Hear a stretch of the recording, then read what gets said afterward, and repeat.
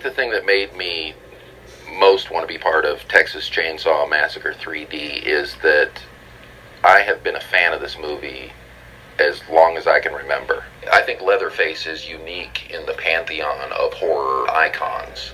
He's been trained from childhood to perform a particular killing function. He's afraid of the world. He grew up with a family of people who all did his thinking for him. He was an instrument. And he felt that way. He had no identity other than what his job was to do. And then that was all taken away from him. His circumstances changed completely.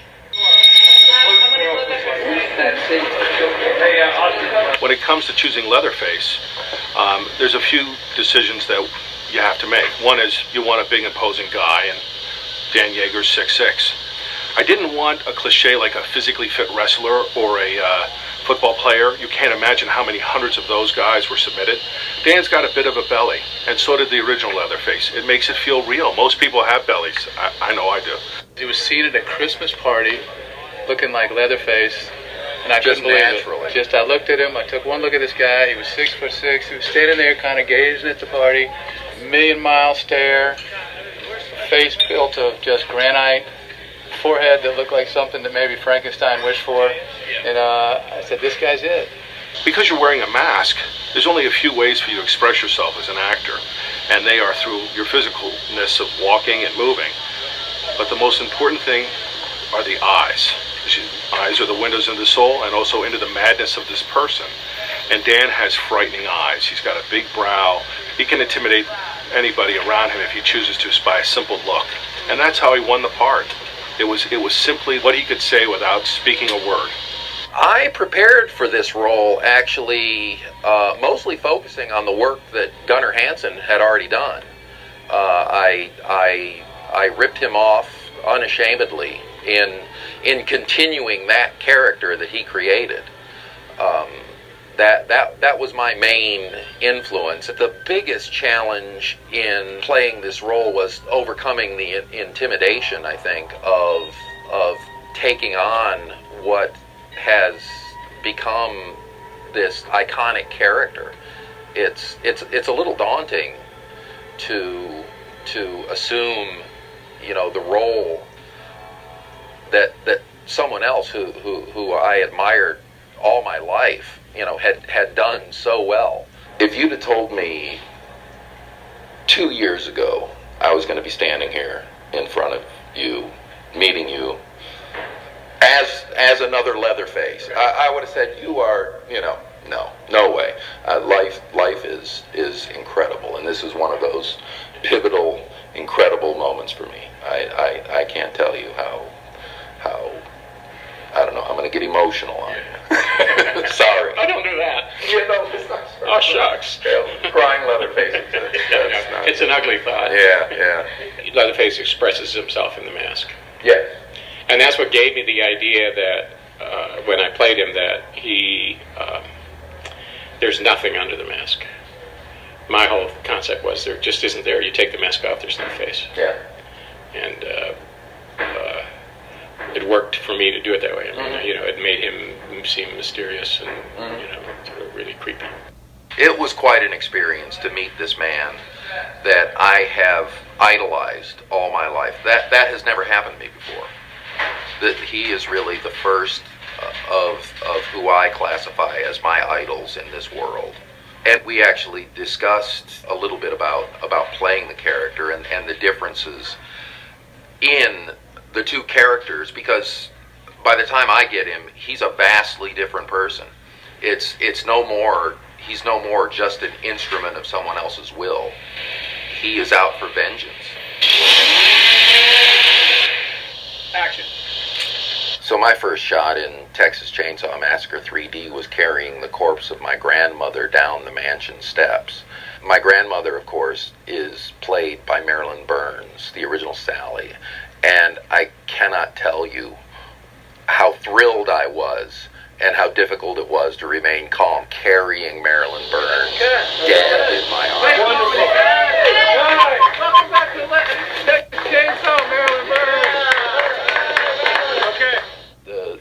The other strange thing about this role I didn't expect is Leatherface has an awkward walk, because in like the final scenes of the original movie, he injured his right leg, and he's been living in a basement for 20 years, and so I kind of imagine his physicality somewhat compromised. But anyway, he walks with his right foot kind of out sideways, and it drags a little bit. You do that for 14 hours, and it really just takes a toll on the groin muscles, for lack of, and I was not prepared for the actual post, work pain of that. Just say, hit that bitch, Leatherface. Hit that bitch, Leatherface. Somebody be off camera saying that. All right. Action!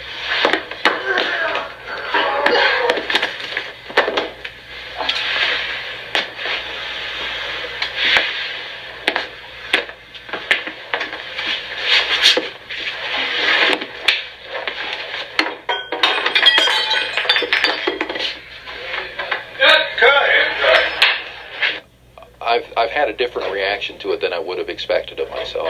The screaming of a woman when you're chasing her with a chainsaw, it just makes you want to kill her more, which surprised me. I didn't expect that.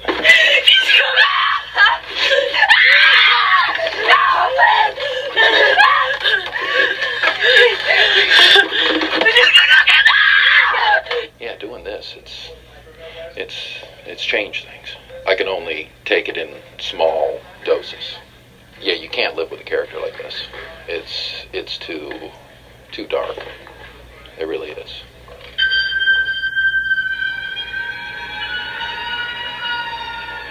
Welcome to the world of Leatherface. When we arrived here, John, the director, had a vision, a specific vision about how he wanted the masks to look. So he had a couple of ideas about things, and some of the things that he really liked was that they look crispy and tanned and leathery. We're doing this film now 37 years later, and a lot of the things that we're doing are similar to what they did back then, but obviously there's been a lot of advances. What we've done differently now is it's molded to the actor's face. So it's actually molded to fit Dan perfectly. You can get more expression through it, and the other mask, it's very stiff. And with this one, you can sort of read his character through a little bit more. He can get a little bit more acting going on. It's not practical to be a murderous monster when you're on a movie set, and the mask is a wonderful shortcut to that character. You cannot help but be a murderous monster in that mask. There's a moment in this movie when he's changing his masks. He rips the old one off and you realize it's been stitched on. And then he takes the thread and sews the next mask onto his face. And I thought, why didn't we think of that? It's a brilliant thing to expand the character of Leatherface a little bit to get a better sense of him. We made a total of 3 masks for this film. One was described to us as his favorite pair of slippers, so to speak. What he wears around the house, the one he has all the time. And then we have what's called the slaughterhouse mask. It's more distorted, it's almost more horrifying and even paler. On this one in particular, it has like granules of salt that we sort of kind of glued into it. They like the idea of having some hair that would just be punched in to sort of catch some of the light. We put all these leather straps in just really to make it look cool, like it would be something Leatherface might do. But when we pull it on him on the back, we sort of tighten them down because it tends to get a little loose and sort of rides funny. So we just sort of tighten it like a boot, which is something that Lionsgate had said that they would like. Yeah, when we designed the mask originally, that's the first thing we had in mind, is how to make it easier to go on and off. Yeah. That way it won't take that long to take it off in between takes, and he doesn't have to wear it for a long period of time. And I think he's grateful for that. And the mask is not a comfortable thing to wear by any means. It's just like wrapping your head in latex in 105-degree heat. You sweat a lot. It's uncomfortable. It overheats your head. These are Dan's teeth. We cast Dan's teeth just like if you went to the dentist, and then did a little pull off of them. Did some sculptures of really nasty hillbilly sort of, I don't go to the dentist too often, teeth. And for the bottoms, we just sort of paint them with a nicotine and a brown and a black to give it the same sort of feel. That way he doesn't have to have a full set of dentures in his mouth. This is young Leatherface. At the beginning of the movie? Yeah. Right. He's being scolded by Drayton, so yeah, he's carried in his brother, which is why he's all bloody. This one is my favorite. It's a replica of the one from 1974. So you know, there's a scene in that one that was actually cut out of the original film where he puts makeup on the mask, and it's really disturbing. And then you see him later with the makeup on the mask, and it's not really explained, but when you see the deleted scenes and you get the whole picture, then it sort of comes about. So, but this, it's really freakish. And when you see his eyes in there, because it has like the eyelashes and everything, it's a really, really gruesome, freaky image.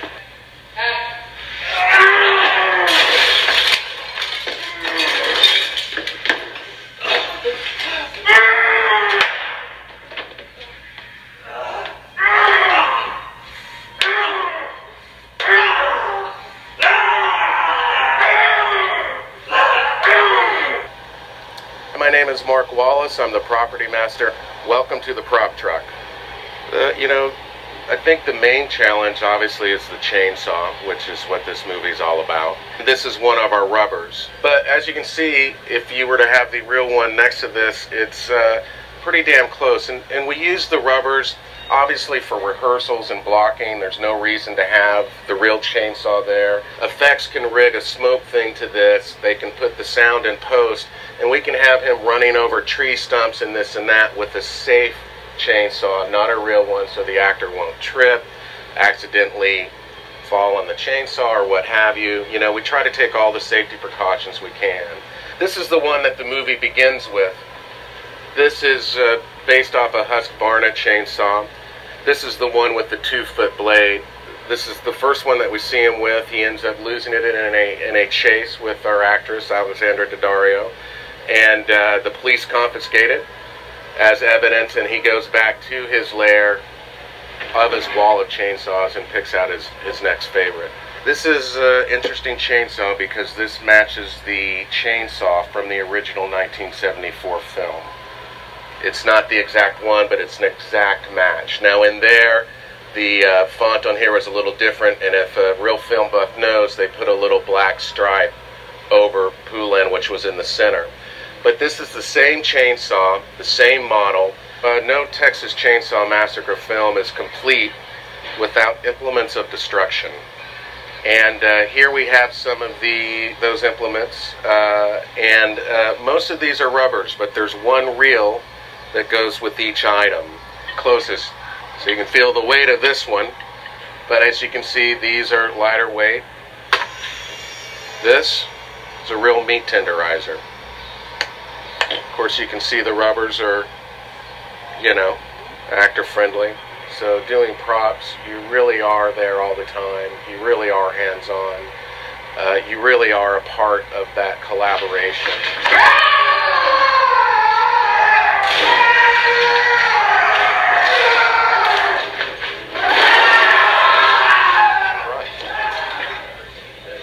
What kind of movie are we making here? The guy's an animal. I still cannot put into words what it means to be standing next to this man as Leatherface. Words are not going to cover this. This is so incredible. I only hope and pray that I've done justice to what you've created and what I've admired all my life. I would like to add that he's wearing high heel boots and I'm not. And I'm standing down slow. Yes. Great on. Thank you.